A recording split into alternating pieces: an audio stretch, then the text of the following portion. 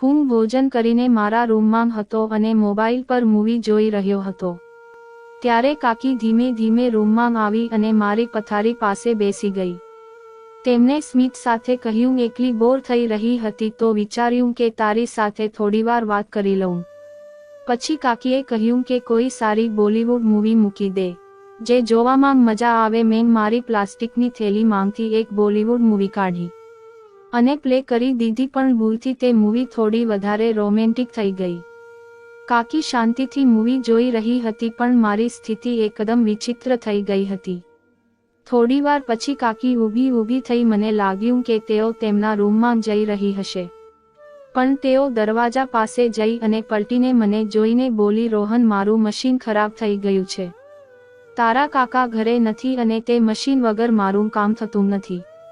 શું તું તેને ઠીક કરી શકીશ? આ બોલીને કાકી તેના રૂમમાં ચાલી ગઈ. થોડા સમય પછી હું એમના રૂમમાં ગયો અને પછી 2 કલાક સુધી જે થયું તે સાંભળીને તમારા હોશ ઉડી જશે. મિત્રો, મારું નામ રોહન છે અને મારી ઉંમર 22 વર્ષની છે. આ વાત 2 વર્ષ પહેલાંની છે. મારા પિતા અને કાકા બંનેની પોતાની દુકાન હતી અને હું મારા પિતા સાથે તેમની દુકાન પર કામ કરતો હતો. મારા કાકા અને કાકી પણ અમારી સાથે જ રહેતા હતા. કાકાના લગ્નને 2 વર્ષ થયા હતા, પણ હજુ સુધી તેમને કોઈ સંતાન ન હતું. મારી કાકી ખૂબ જ સુંદર અને યુવાન હતી. તે દિવસે અમારો આખો પરિવાર સાથે બેસીને ભોજન કરી રહ્યા હતા. જેમ જ અમારું ભોજન પૂર્ણ થવા આવ્યું, મારા પિતા કામ માટે બહાર નીકળી ગયા.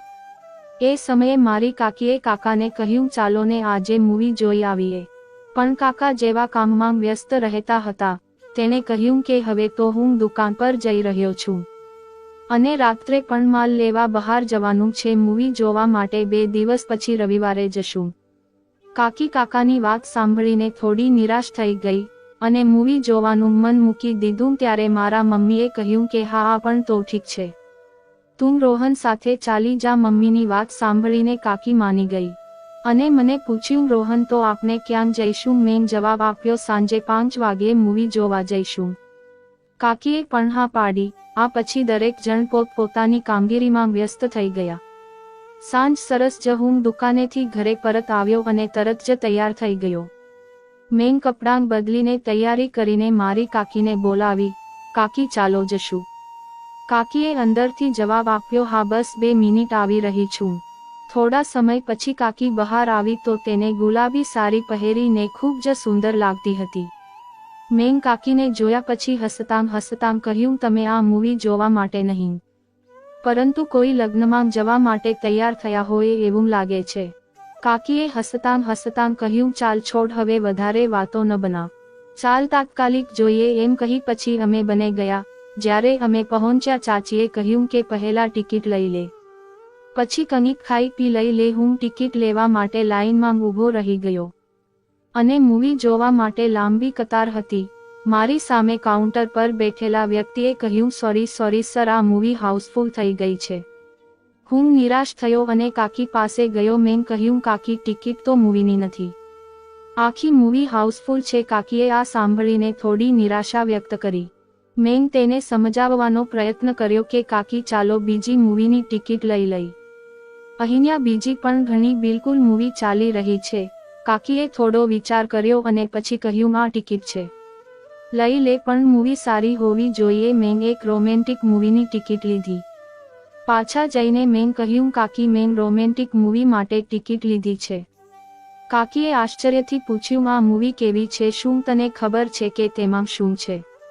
મેં જવાબ આપ્યો, કાકી, મેં હજી સુધી નથી જોઈ, પણ સાંભળ્યું છે કે આ ઘણી સારી છે. કાકીએ હવે મુસ્કાન સાથે, ઠીક છે, ચાલ જઈએ, કદાચ સરસ થઈ હોય. હવે ટિકિટ લઈ અમે હોલમાં ગયા. હોલમાં અંધારું હતું અને સ્ક્રીન પર જાહેરાતો ચાલી રહી હતી.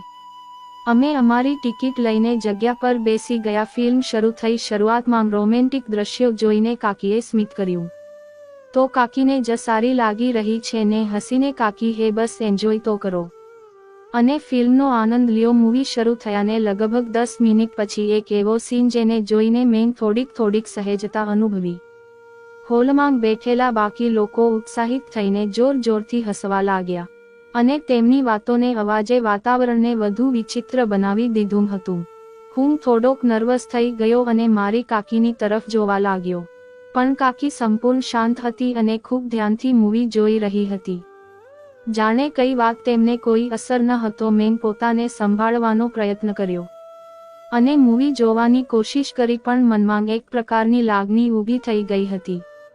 થોડા સમય પછી મૂવીનો ઇન્ટરવેલ થયો. જેમ સ્ક્રીન પર ઇન્ટરવેલનો પડી ગયો, કાકી મારી તરફ જોઈને બોલી, ચાલ રોહન, હવે ઘરે જઈએ. આ સાંભળીને હું આશ્ચર્યમાં પડી ગયો અને થોડી પરેશાની સાથે બોલ્યો, પણ કાકી હજી તો અડધી મૂવી બાકી છે, હવે કેમ ઘરે જઈએ? કાકીએ કહ્યું, હવે બધું મૂવી જોવાનું મન નથી, મૂવીમાં કંઈ ખાસ લાગતું નથી તો પાર્કિંગમાંથી બાઇક લઈને આવ. કાકી જમીન પરથી ઊભા થઈ ગયા અને હું હોલમાંથી બહાર જવા લાગી.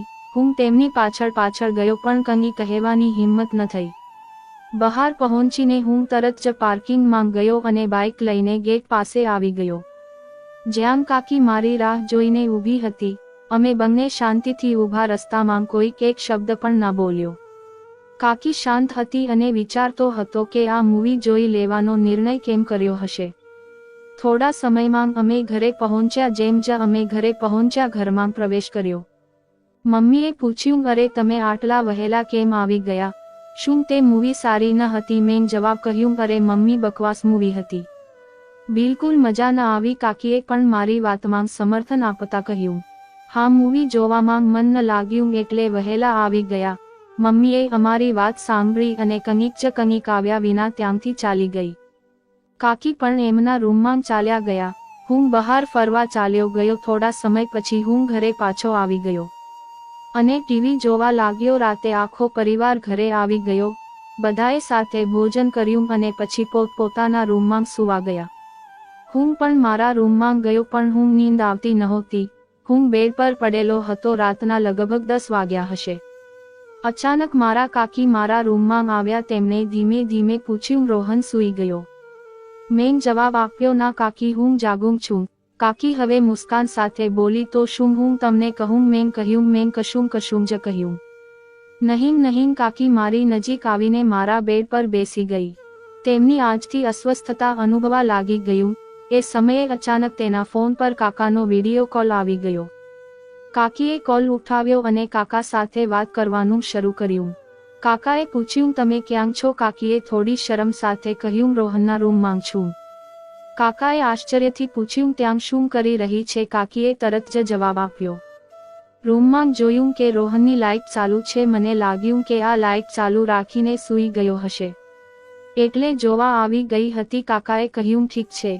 કાકીએ પણ વાત પૂર્ણ કરવા માટે કહ્યું, હવે હું મારા રૂમમાં જઈ રહી છું, ત્યાં જઈને વાત કરશું. આ પછી કાકી થોડીક મારી પાસેથી દૂર થઈ ગઈ અને તેના રૂમમાં જઈને ફરી કાકા સાથે વાત કરવામાં વ્યસ્ત થઈ ગઈ.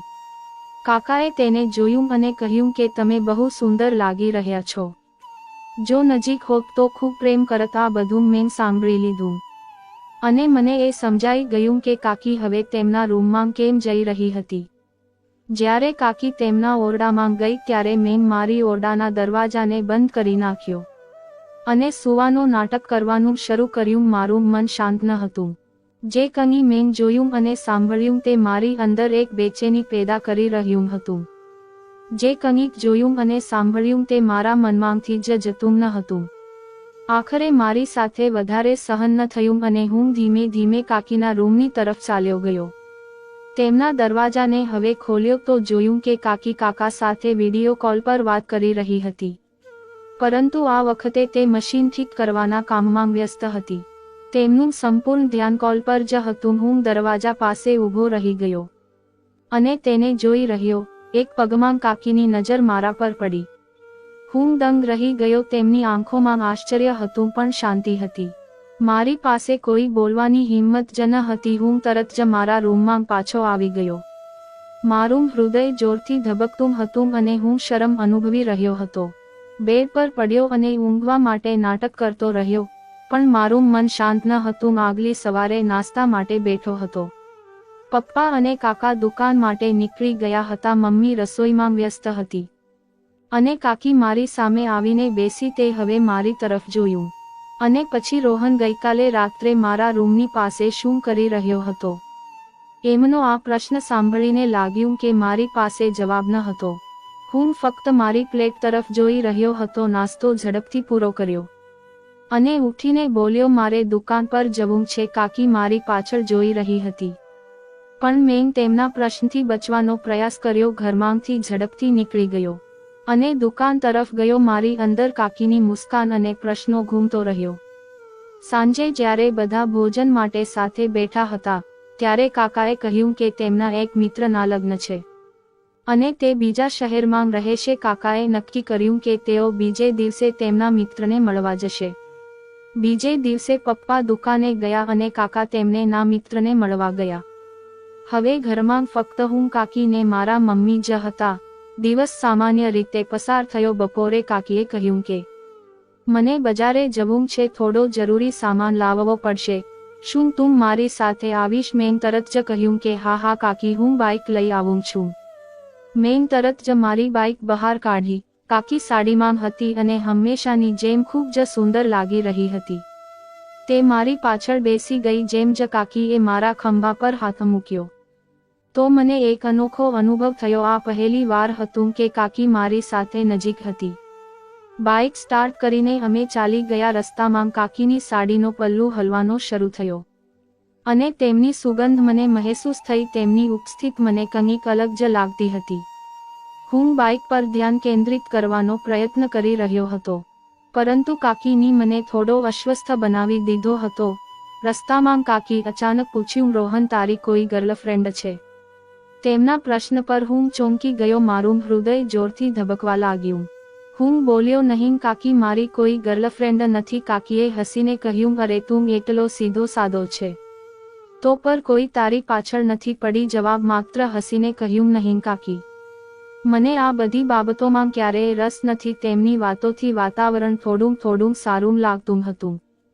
હું હવે થોડીક આરામદાયક લાગણી અનુભવી રહ્યો હતો. બજારમાં પહોંચીને તમે જરૂરી સામાન ખરીદ્યું અને ઘરે પાછા આવી ગયા. ઘરે પહોંચતા જ તેણે સામાન મૂકીને મારી તરફ હસીને કહ્યું, થેન્ક યુ રોહન, આજે જો તું ન હોત તો મને આ બધું લાવવા માટે ઘણું મુશ્કેલ થતું.